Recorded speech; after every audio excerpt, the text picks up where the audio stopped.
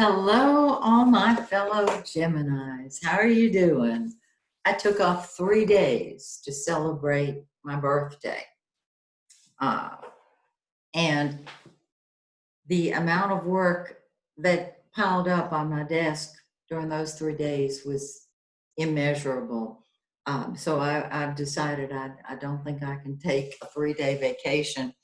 Um, and if you have the luxury of being able to do it, happy birthday. So we've got a great forecast. Let's talk, all right? First of all, Mars, planet of action and energy. It's what we fight with and fight for. Oh boy, it's been in our 10th house of career and public image. And with Mars there, it was probably not such a great idea for me to uh, party for 3 days. And when I say party, I mean get on the phone with friends and talk to them and just kind of relax. Nope, Mars says, get busy, keep moving upward. So this is our time to move upward in our career. Now, on the 27th, Mars moves into our 11th house of friends and humanitarian projects, group activities, and our hopes and wishes. And so we're either going to fight with our friends or fight for our friends. Um, and for what we're looking for, what we want, and fight for humanity. And when I say fight, I don't mean bring out the dueling pistols, but really throw ourselves into group activities and feel impassioned about them. Now let's get over here and look at the sun, the yellow planet. That's the center of our life. And of course, with a solar chart, when the sun is in our birth sign, it's in the first house. And so the center of our life right now is us. Cool. Everybody gets a turn at that. When the sun is in their solar first house, when the sun is in their sign, Cancerians will be next after the 20th. So all my Gemini friends, do what you want, when you want, how you want, because you can now. And this might have you going toe to toe with a friend. Yep. Because it's your turn, our turn. Yes, it is. And then when the sun moves into our second house, we're able to create more money. Okay, we can stop right there. But we won't. I'm going to keep on going on. Venus, the planet of love and beauty and happiness. And did I mention love already? Yes, twice.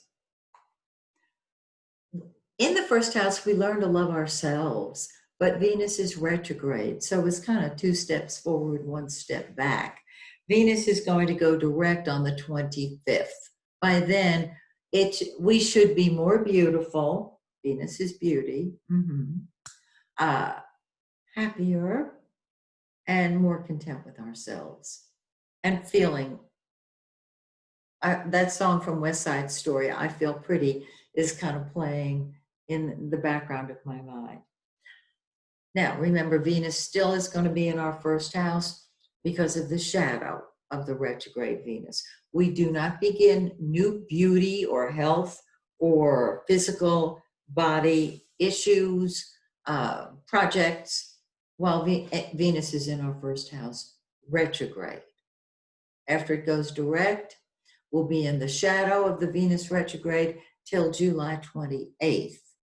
I would put it off till after that if possible, although the shadow feels like the retrograde, it doesn't mean it is. I hope that makes sense. Okay, sun moves into our second house on the 20th, and Mercury is retrograde in the second house. New money-making ideas. Maybe you had planned on doing a video. Maybe you had planned on starting a blog, writing a book, because Mercury is communication and transportation and all that kind of stuff. this is not the time to start a new money-making project, okay? From the 18th of June, I was going to say from the 18th of Gemini, it's all about us. Here's the sun in the first house. From the 18th of June, um, when it is retrograde, it's just not a good idea to start new financial projects, but tie up the loose ends of unfinished financial projects. Maybe you have some things you wanted to feng shui, you wanted to give to goodwill. That's what you can do. Don't start a new money fund with Mercury retrograde in your second house of money. Makes sense, right? Okay. Now, we have a full moon on June 5th in the United States. Wherever you are, it can be a different day. I get that. The full moon is in 15 Sagittarius 34 in our second house of relationships. Oh, cool.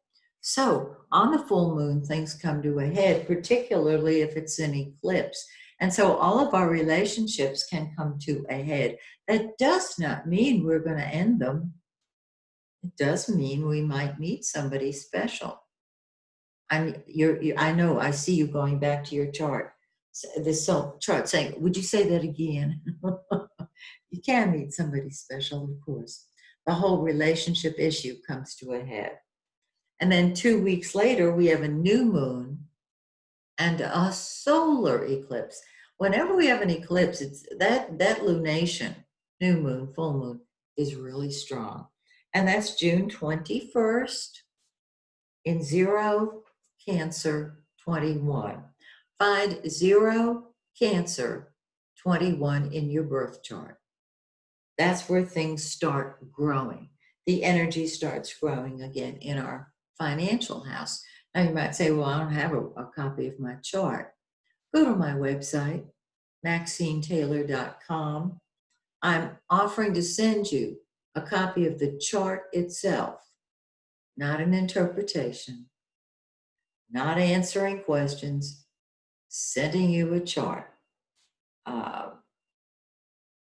If you go to my website, MaxineTaylor.com, I'll send it to you for $5. It's a good deal.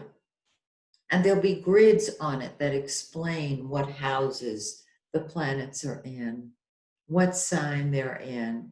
It's very helpful. It's worth the $5. So this is our forecast for June.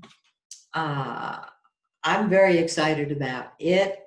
I hope you are excited about yours.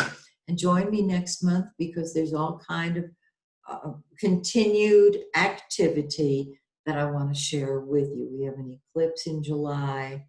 And of course, Mercury and Venus come out of the shadows of their respective retrogrades in July. So it's still 2 steps forward, 1 step back.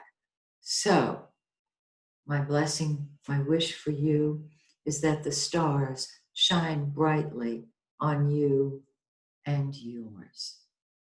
Peace out.